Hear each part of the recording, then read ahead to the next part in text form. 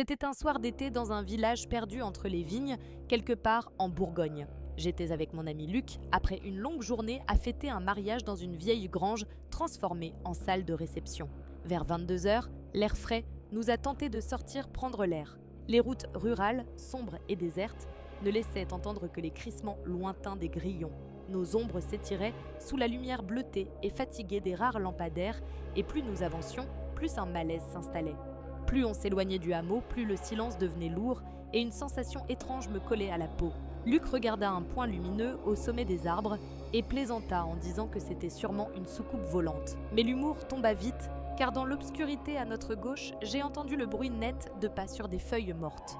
2 silhouettes encapuchonnées marchaient dans la pénombre du sous-bois, suivant notre rythme sans jamais s'approcher trop près. Nous échangions des regards inquiets, incapables de dire un mot.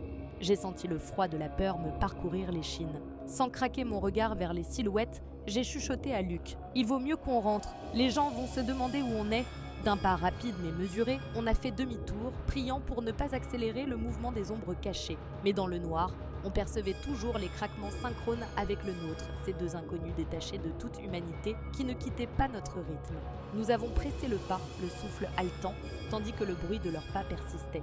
Une fois la lumière familière de la grange atteinte, tout bruit suspect cessa derrière nous. Nous nous sommes retournés, mais il n'y avait plus que la route vide, avalée par la nuit. La fête battait son plein, insouciante du danger qui nous avait rôdés. Pendant un long moment, nous sommes restés sur le pas de la porte, tremblants, conscients d'avoir frôlé quelque chose d'inexpliqué. Et qu'en pleine nuit, même les villages paisibles peuvent cacher leurs propres histoires d'horreur.